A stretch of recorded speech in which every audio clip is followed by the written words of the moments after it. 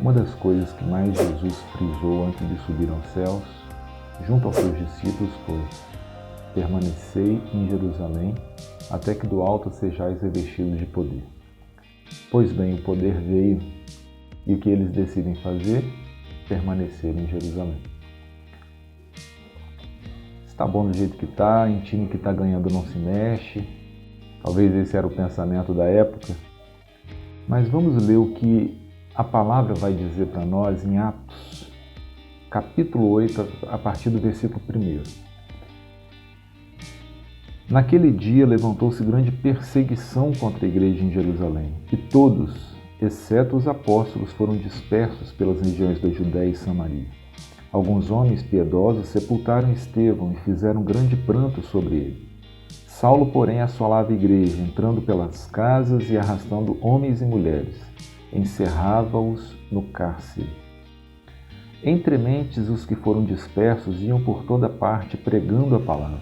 Filipe, descendo a cidade de Samaria, anunciava-lhes a Cristo. As multidões atendiam unânimes às coisas que Filipe dizia, ouvindo-as e vendo os sinais que ele operava. Pois os espíritos imundos de muitos possessos saíam gritando em alta voz, e muitos paralíticos e coxos foram curados, e houve grande alegria naquela cidade. A morte de Estevão os obrigou, em razão da perseguição que teve início, a se dispersarem pela Judéia e Samaria. A gente vai ver no versículo 1 que foram dispersos pelas regiões de Judéia e Samaria, e no versículo 4, os que foram dispersos iam por toda parte pregando a palavra. Mas não basta falar, tem que viver o que fala. Em Marcos 16, versículos 17 e 18, vai nos dizer o seguinte: estes sinais hão de acompanhar aqueles que creem. Em meu nome expelirão demônios, falarão novas línguas, pegarão em serpentes, e se alguma coisa mortífera beberem, não lhes fará mal. Se impuserem as mãos sobre enfermos, eles ficarão curados. Completando este raciocínio, Paulo, na segunda carta aos Coríntios, capítulo 12, versículo 12, ele vai dizer o seguinte: pois as credenciais do apostolado foram apresentadas no meio de vós, com toda persistência, por sinais, prodígios e poderes miraculosos. Pois bem, pela palavra entendemos então que cada um de nós temos um ministério, temos um serviço a cumprir. E também entendemos pela palavra que os sinais precisam ser manifestos, não para nós, mas para aqueles que hão de crer. Versículo 8 do capítulo 8 de Atos vai dizer que Samaria estava em festa. E por que estava em festa? É porque o evangelho estava sendo pregado por Filipe, pregado com sinais e maravilhas. Samaria estava em festa porque os enfermos estavam sendo curados, paralíticos estavam sendo curados, a glória de Deus estava sendo manifestada naquele lugar. Mas a gente precisa ampliar nossa visão para além do texto. E para ampliarmos a nossa visão além do texto e além desse contexto, a gente vai lá para Mateus 24, onde vai estar escrito o seguinte, que haverão falsos profetas, falsos cristos, falso evangelho. Vai haver a manifestação de sinais e maravilhas também por estes, e que, se possível fora, enganariam até mesmo os escolhidos, porque afinal de contas há aqueles que se permitem ser conduzidos pela alma e também aqueles que se permitem ser conduzidos pelo Espírito. Mas o texto ainda vai prosseguir.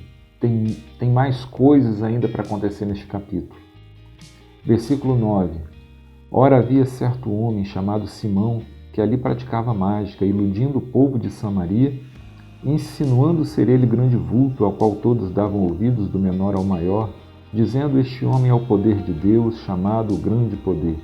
Aderiam a ele porque havia muito os iludira com mágicas. Quando, porém, deram crédito a Filipe, que os evangelizava a respeito do reino de Deus e do nome de Jesus Cristo, iam sendo batizados, assim homens como mulheres. O próprio Simão abraçou a fé e, tendo sido batizado, acompanhava Filipe de perto, observando extasiados sinais e grandes milagres praticados.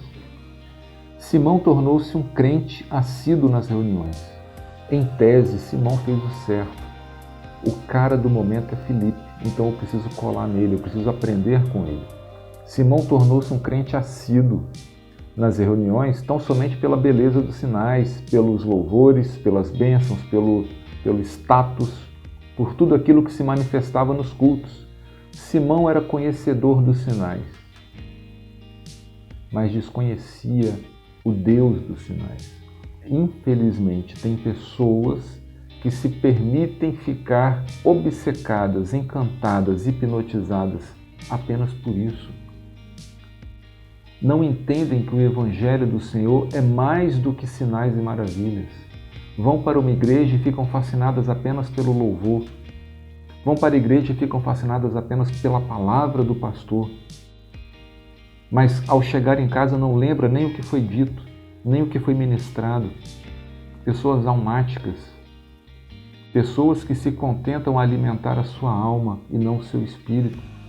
E no texto e no decurso do texto a gente vai perceber que tem uma pessoa aqui em especial que nós vamos conhecer a partir do versículo 9, que é Simão. Um camarada com o coração adoecido, enfraquecido, empobrecido, que precisava chamar a atenção das pessoas por algo que ele não tinha, mas por algo que ele adquiria com seus recursos.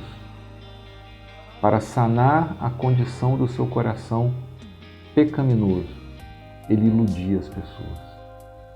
Mesmo diante de uma Samaria, mesmo diante de estar inserido numa cidade que estava recebendo o impacto do poder do Evangelho, Simão se permitiu apenas ficar vislumbrado pelos sinais e pelas maravilhas. Pois bem, o texto ainda vai continuar. O Evangelho estava sendo pregado, sinais e maravilhas acontecendo, pessoas sendo transformadas e restauradas pelo poder do Evangelho. O que estava faltando então? O derramamento do Espírito Santo. Versículo 14. Ouvindo os apóstolos que estavam em Jerusalém, que Samaria recebera a palavra de Deus, enviaram-lhe Pedro e João, os quais, descendo para lá, oraram para que eles recebessem o Espírito Santo.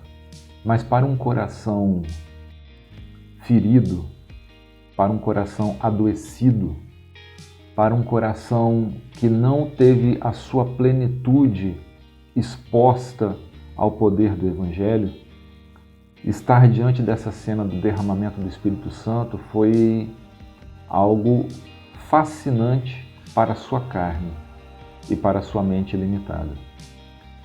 Versículo 17.